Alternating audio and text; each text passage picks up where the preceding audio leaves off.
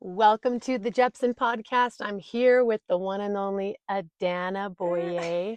So many times people call her Adanna. Drives her crazy, drives me Adanna crazy. But or it's Adanna. it's Adanna. They say Adanna. Uh-huh. So it's Adanna. Just like Anna. I did love the name Anna. And my middle name is Anne.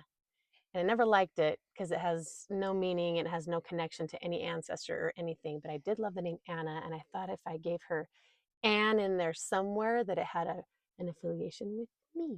Did you know that? No. I know. So it's Anna, it's Adanna like Anna.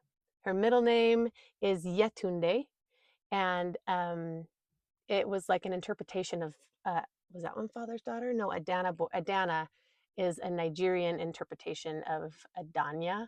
So we changed it to Adanna. And Yetunde's father's daughter, but I never liked that middle name. I don't I know I like keep it. telling her she can change it. By all means, go ahead and change your middle name. I think Adanna was father's daughter. And No, I've Yetunde. looked it up. Yetunde's No, father's daughter. Yetunde was Mother Comes Again. I can't I remember. can't remember either. We'll see. So I've told her, I'm like, you can change your middle name. I have no problem with that. What the freak is Mother Comes Again?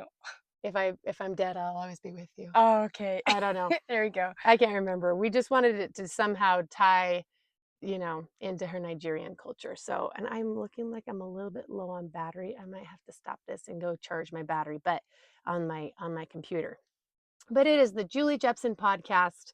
Lots of times I have gritty mamas on here talking about their experiences, their hardship, their wins, their tragedies, their triumphs. And today we have Adanna, who has also experienced heartache, tragedy, triumph, and she's only 14. So Adanna, as a little kid, let's see, she was born, you go ahead, introduce yourself.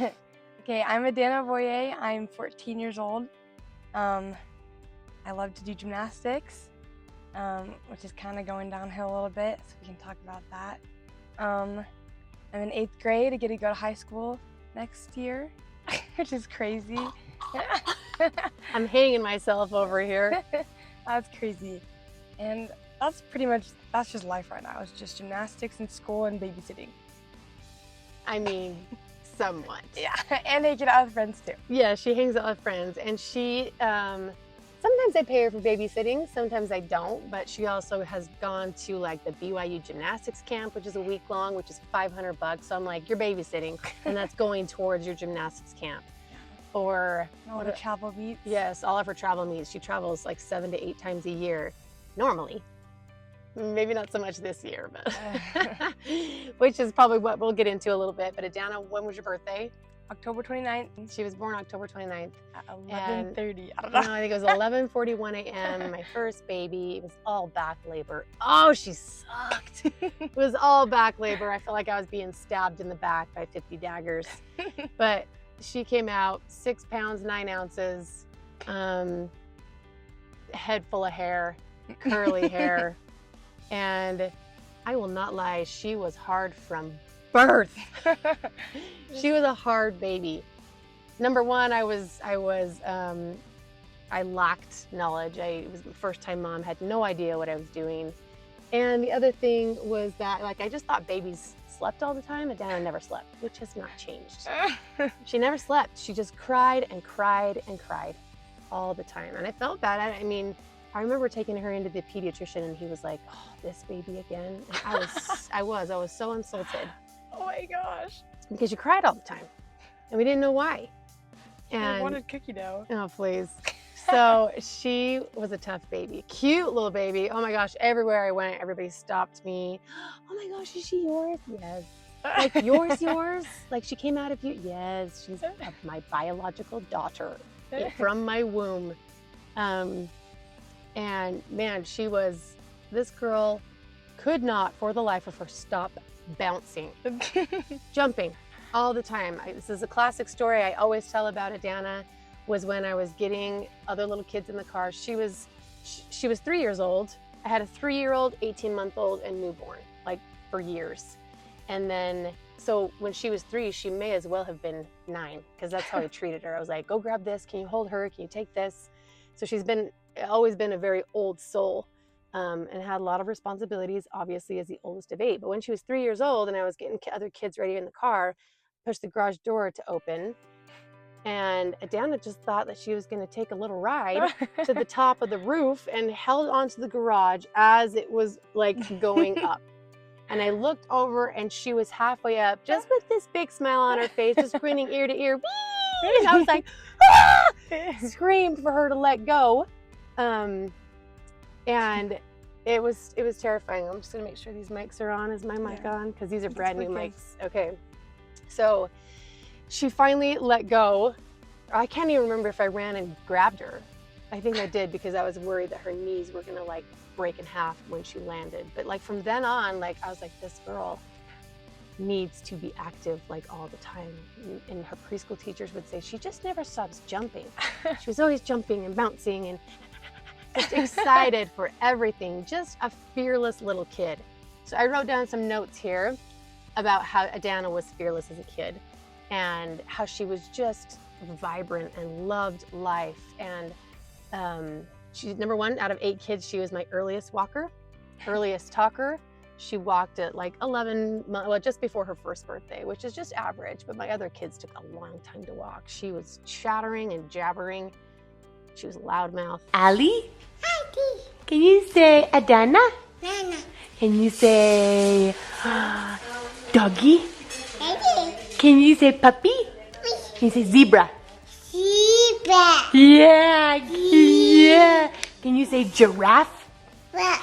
Good girl. Can you say bee? Bee. Can you say happy? Happy. Apple. Apple. Can you say cup? Dub.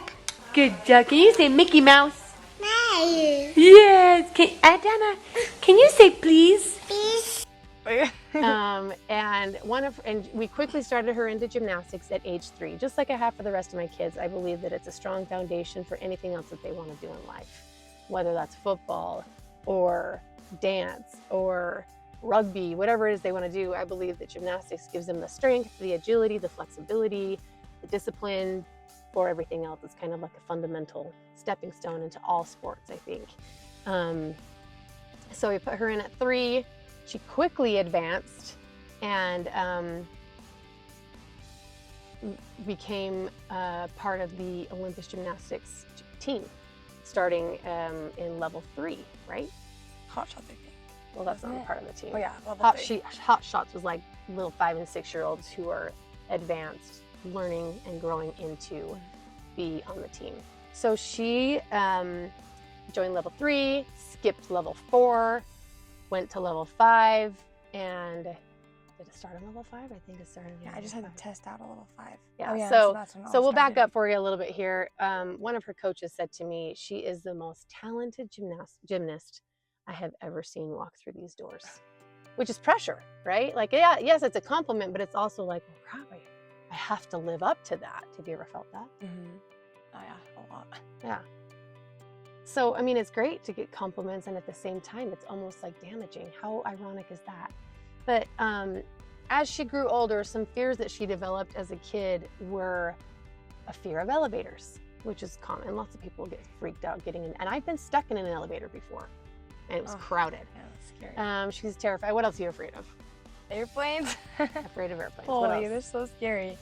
I'm obviously getting kidnapped. Like, I was afraid of drive-by shootings for a long time.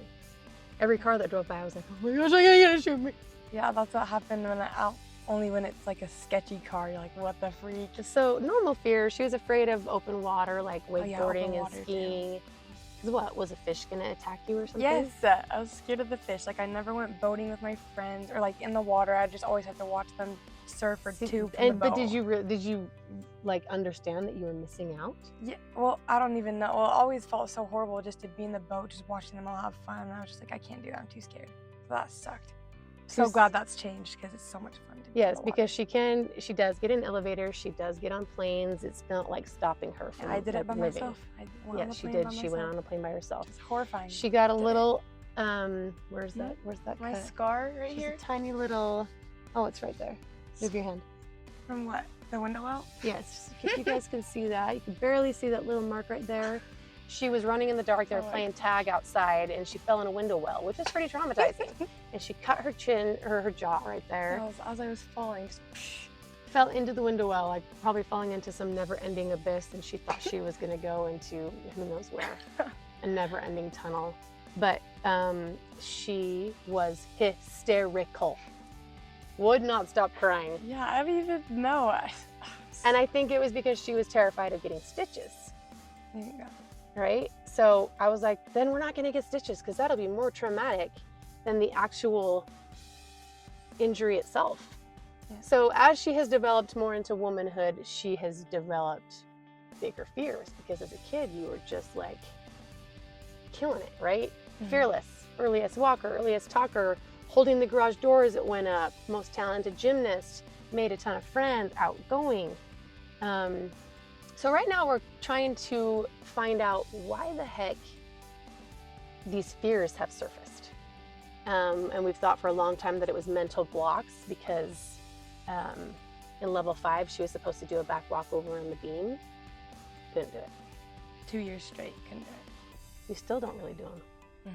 Well, yeah, because they just, in level 9, when you get there, you just don't do them anymore. Yeah. They hurt people's backs, so they just totally take them out. So Yeah. I don't even do them.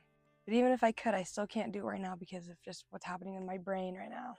So her coach said that the beauty is that there were other options. If you don't want to do a back walkover, it was like a prerequisite to make it to level 6. You have to do that back walkover. Well, she couldn't do it.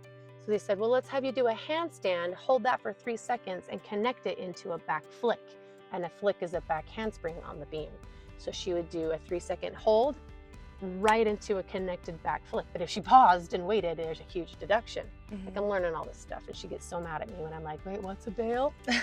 Wait, what's a Yurchenko and a Suk and I've been calling it Tchaikovsky.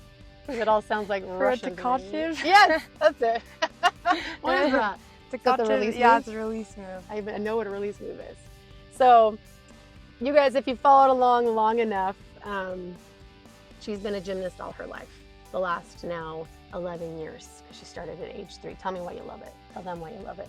Well, I was reading this gymnastics book because I'm so desperate just to get my skills back. So I had to take a gymnastics book to kind of help me. But in the gymnastics book, it said, like the first page is like, I'm gonna like help you figure out like, or help you love your first love again. Like it was my first love. Like, I mean, obviously you were, and obviously my family was, but like that was my first love. Like it was never a boy. It was gymnastics. So that's what like I stuck with.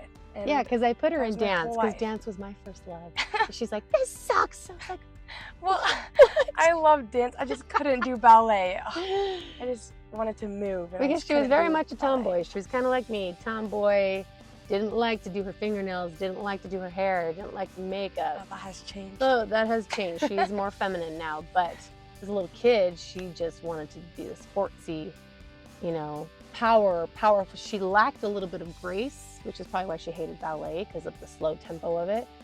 But grace also helps you in gymnastics, combined with strength and power. So she's been working on the graceful aspect of it, which she's gotten much better at. But continue. So you've been reading that? Yeah, I was reading that book, and it also said, we can probably talk about this later too when we get there, but the thing that really stuck out to me is because since I was so like powerful, I guess, and like, I don't know, I just wanted everything to just be me and nobody else helping me. The book said, and don't be the kind of athlete to go through the fears like by yourself, like you need help. And I was like, oh my gosh, I do need help. So that book, because I know you told me that, and I was like, no, this is me. I want to be able to do this. Because the mom can't say anything. But it has to be the book that tells me. So that was good to hear that. Well, I felt the same way, like with all the stuff that I'm going through. You want to be able to say that you conquered yourself. Yeah. You want to be able to say, like, I did this on my own accord, my own willpower, my own strength. But then there's Heavenly Father in Jesus Christ. And then if we only rely on ourselves, then when another challenge in our life comes, we want to say, no, I want to do this myself. But like, we're denying the power, I think, of God to help us. And then other people, our village of friends and family that are there to help. Because we couldn't have survived without people helping us right now. Yeah, we couldn't have. Right? we'd have like no food. Like everybody brings us food. That's helped a lot. Yeah. Even So though, I think yeah. that's great. That was kind of eye-opening. I haven't heard that. When was that? Yeah, it was. Isn't that? Did you see that book The downstairs? Flipping Yeah. Gymnast. But like last night you read it or something? Well, I like took it to gym and I was like in line. I was just like reading it but before I went, and that's when I saw it. Like it has good quotes in there. I don't know. It's obviously not gonna help me like get better, Yes, but it is because it's all up here. yeah, I guess so. Right? Okay, Yeah. so she finally masters what she has to have for level 5 and then skips level 5 altogether. Okay, she's just killing the levels, just like destroying them, as in skipping levels. She tests out of level 5. It's like testing out of a math class, right? They see one test, you test out. She tests out of level 5, joins level 6, slaughters the competition. She's like, for Well, I didn't even do level 6. you didn't do I level skipped 6? level 6. Oh And my went to word. 7. Like, I think this is where this is all coming from. It was like rapid progression, like all like this. There was no down except for the back walkover. And I do have to mention, she did fracture her patella. We didn't know why, but she kept saying her knee was hurting. So we finally had that x-ray. There was a small little sliver fracture. So they said to take a break for 6 weeks. She doesn't remember this, but I remember her coming back after 6 weeks being a little nervous and hesitant to do a back handspring, which is normal after an injury. But she grew out of it. But sometimes I'm like, that was the start of her being worried about going backwards, because she can do mostly front skills, right? Yeah, well, until now. Now you can't do front ones. No, everything just collapsed. Then I can do side skills. Like, ugh. So that's why I think this is more than a mental block. We have talked with 4 mental coaches who are all fantastic and have amazing knowledge. We've talked to Jeff Meyer, you guys know, with Alpha Flow Athletics, who trains elite athletes, Olympians, collegiate, athletes all over the place, football players, gymnasts. Then we've talked to Rebecca Cressman, who is a gymnast, performing. She helps elite gymnasts in the same realm of mental coaching. Then we talked with McKenna Pratt, who is the wife of one of the coaches of the University of Utah Red Rocks gymnastics team. Am I saying all this right? Yeah. And then we talked to Coach Lisa Mitzel, who was fantastic with her mental coaching and slowing down. And what did it I involve? flew to California. Yeah, she with flew her. to Yeah. Oakland and like studied for 4 days with her. So what did they all teach you? What has been the benefit of it? The thing that like they all tell me to do is visualize, which I absolutely hate visualizing How so come? much. Why do you hate it? I don't even know, because I used to, like, when they first told me that, I was like, oh my, that's such a good idea. But after everybody has told me it, and it just doesn't help. Like, I want something different, like not visualizing, because if I just like close my eyes and every day visualize me doing this skill slowly or faster or on the beam, first of all, I can never do it. My brain does not keep me on the beam if I visualize on the beam. And I just like every time I do it before sleep, I just fall asleep. Like I just never do it. I don't know. Well, it can't It's not my hurt, right? favorite. It doesn't Yeah. hurt. I still can try, but It doesn't hurt. At least it doesn't hate when people tell me to do it. So she's basically tired of the mental coaching, tired of visualizing, and but all of these things that these coaches have taught her are good and are beneficial when you are dealing with mental blocks. But what do you think it is if it's not mental blocks? Mental blocks are what? Well, it's literally a mental block. Like it's pretty self-explanatory. It's your brain is mentally, and it's just literally a block, like a wall. So like if like all gymnasts have it. It's just a common gymnast thing. Like I don't even know how to explain it. It's just It's a skill that she used to be able to do, and all of a just can't sudden do it. overnight they can't do And it. sometimes, and if it's usually if you have never tried this skill before, that's just scared. But if you've done this skill, you're good at it. Like for example, my flick lay, I'm good at it. I've done that so long. That's a for so back long, handspring into a back layout on the beam. We could show you a video maybe. Yeah, I'll be adding Maybe videos to adding this. videos. But yeah, it's a flick lay. You go backwards. I've done that like for so long, and then one day just couldn't do it, and I couldn't. And that's what's a mental block, is that you don't even know what happens. And like I made it perfectly, and the next turn I couldn't do it. So it's like it can be a traumatic thing, or it can just happen, where like I don't even know how to explain it. It's just So that's a can't do mental it. block, and she's had that. But I do believe, and you correct me if I'm wrong, I do think that this is more than just a mental block. I think this is deeper. I think this maybe it has to do with trauma. It could have something to do with me pressuring her and not realizing it when she was younger. Come on, Adanna, just go. You're fine, just do it. I've totally said that because I don't know. I'm not a coach, and that's bad parenting to gymnasts. Bribery, Dan, I'll give you $100 if you do it. Doesn't work. It did work one time. I said, if you don't go, not so much bribery, it was punishment. If you don't go, I'm sorry, you can't go to Florida to compete. I don't know why, but I was like, because I did that with Arizona too, because all my friends are in Arizona right now. I would have been there. But my mental blocks got in the way, or I don't even know what they are anymore, because now that I think about it, like it doesn't feel like a mental block, because No, I think just it's deeper. everything. It's deeper because it's But not just one skill. Now she can't do anything. yeah, And I, she's like one of the top on the team. yeah. And she's been the MVP, the gymnast of the year, like 2 years in a row, not because like they handpicked her, but because she was selected because of her high scoring. So she just automatically became the MVP because of her scores. And it wasn't like a favoritism thing. She just had it because she was the highest. Um, so those fears as a young kid have grown as she's gotten bigger. She's still got the fear of airplanes, doesn't hold her back from going. I think you have a fear of failure, disappointing people, maybe disappointing yourself, and the pressure that people give you, like, come on, Adanna, you can do this better than anyone. What's the problem? Are you afraid of that if you go, you'll fail? Well, yeah, kind of. It's not. I don't even know what it is. Like, it seriously just feels like I don't even know. Then Seriously don't know. do you have a fear of letting people down? Yeah, well, because letting my team down, because like if you're a team, like that means you all work together to get the score. Like, but I'm just always sitting here at home while they're all going to compete. I just feel helpless, just doing nothing. But some of the things that she has been fearless in, she has switched schools, which is also probably, added to stress, but she's thrived there socially. Her grades could be a little bit better, but she's got tons of friends. She is trying new things, especially with her hair. She's more confident with her hair. It doesn't bug her as much. She doesn't feel as well, correct me. Well, What's the I deal with your still hair? do.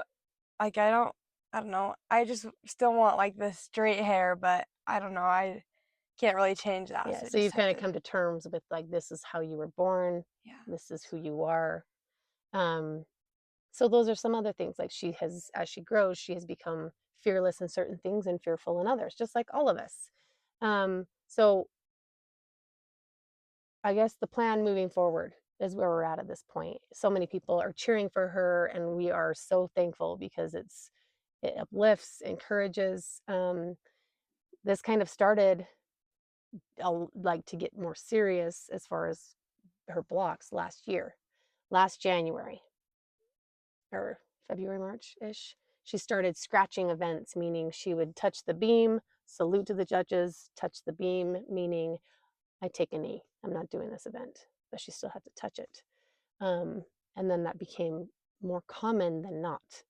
And then I was getting frustrated with her because I'm like, I'm not going to pay for you to go to these events to scratch. Yeah. I'm not going to pay $500 for you to fly to Vegas and join your team to clap for them. Like, can't do it, can't afford it. So, A, that's pressure. B, that's punishment. C, it's bribery. Like, well, if you do it, then you can go. If you don't do it, then you can't go. Like it's just this recipe for disaster. Mhm. So when something doesn't work for her, what we know doesn't work for her is when she shuts down. She just altogether wants to be done. Like she gets a little prideful. I'm not saying this is a dig. This is me too. Um, we know that bribes don't work, punishments don't work. Sometimes bribes work. They have never worked. The only time it worked is when I said you can't go to Florida Well, unless yeah, you but do I this. think that's because that's my First time. and because it's Florida. That's my dream place. Let's see. What is it? That's my dream college. I even have my Florida flag. It's just hanging up in my room. She wants to be A Florida gator. Gator. So she's got this in her room. I mean, that's visualizing, right? I Just guess having so, it yeah. there. She Mhm. wants to be a Florida Gator. And but when she can't do these skills, I mean, the whole house knows about it. But the whole gym knows about Yeah, it. because she wears it on her sleeve. She's not, but I get it. She's mad. You get angry. You shut down, and then refuse help. right?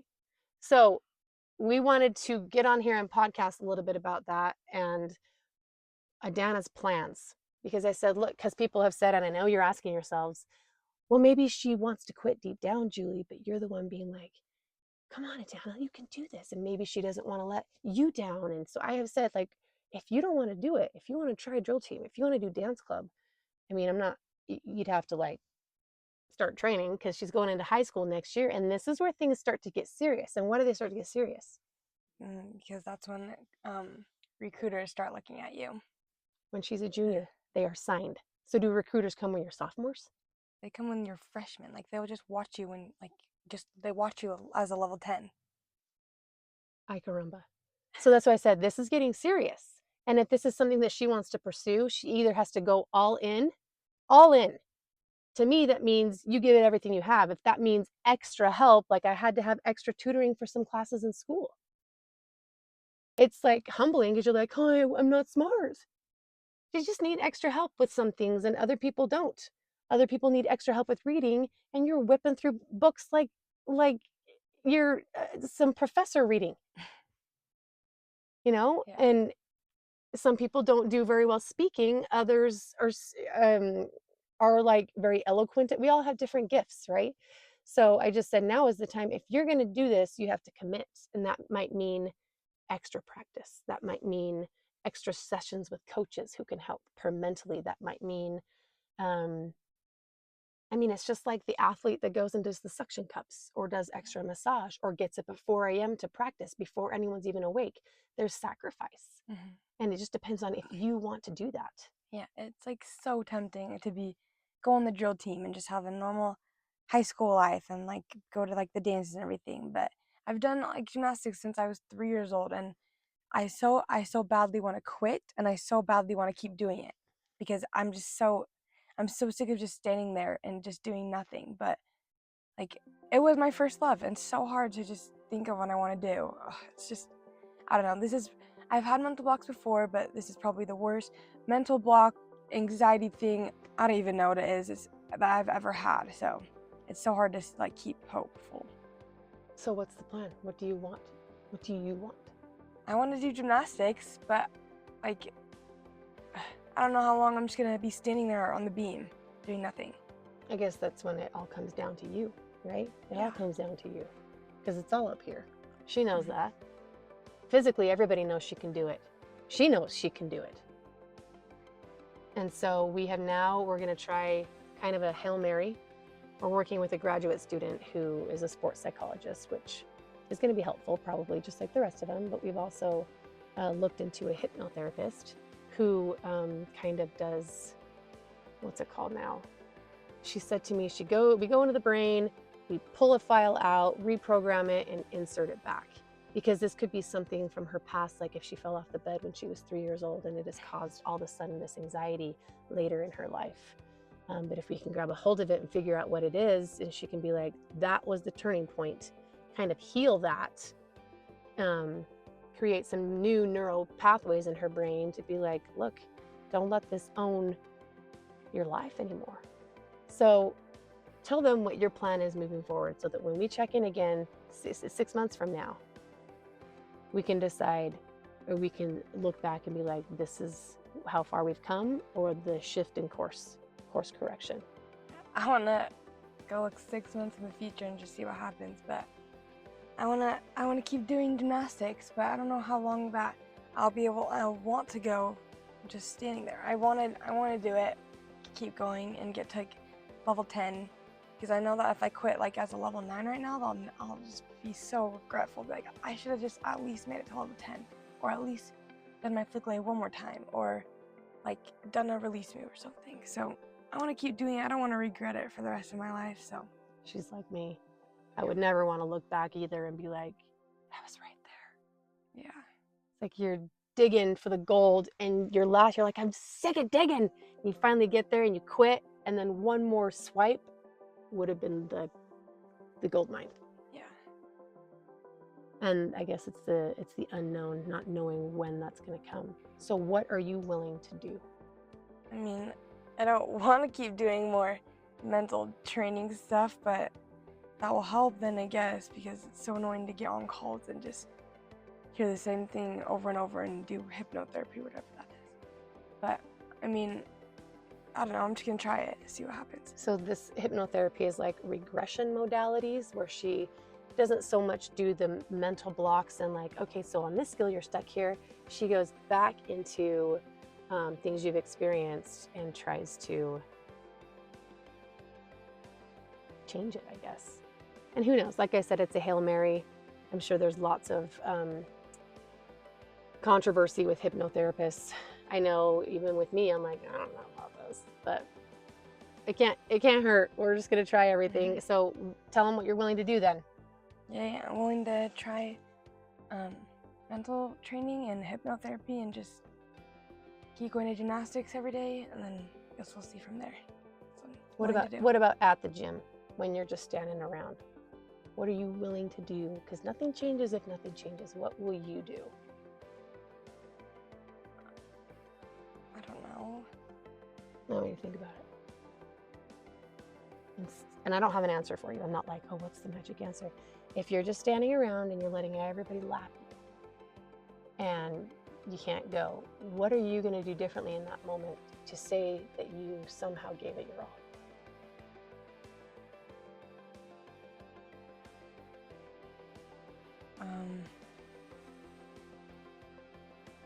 Just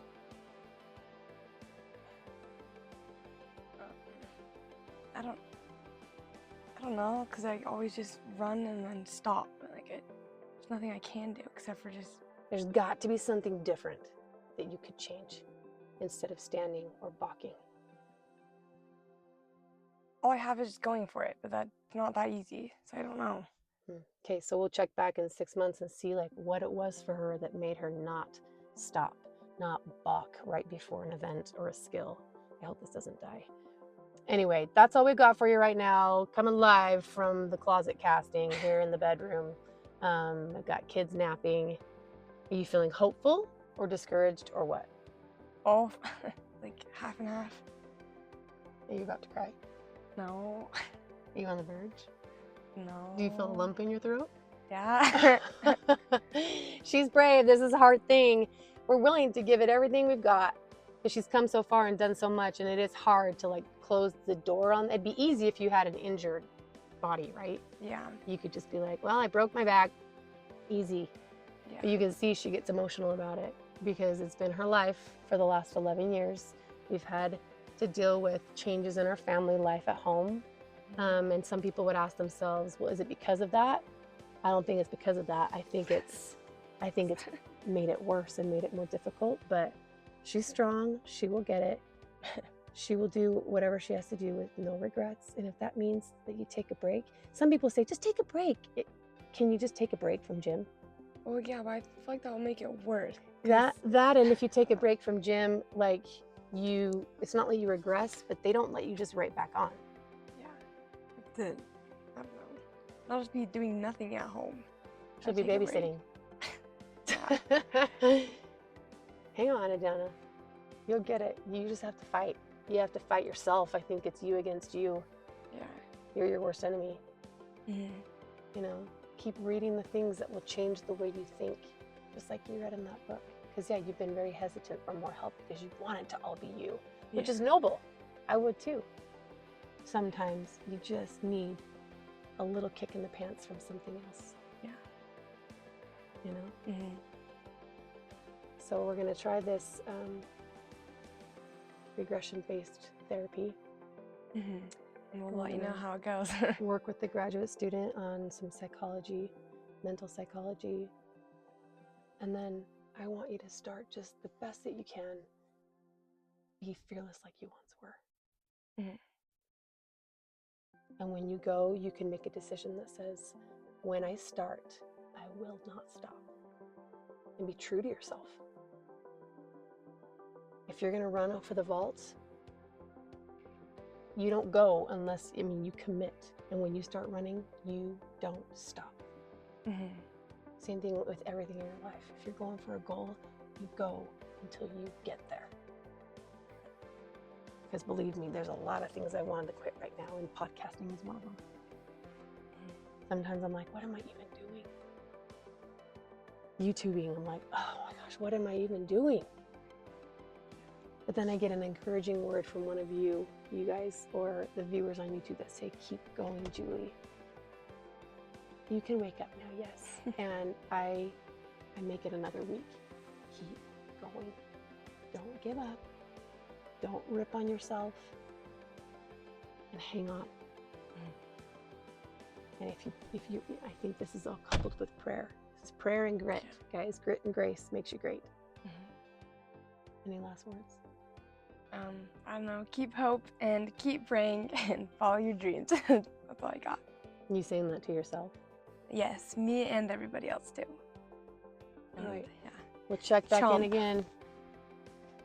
Yeah, we'll check back in. Thank you guys. Over and out. Come on, Danny! Come on! Come on!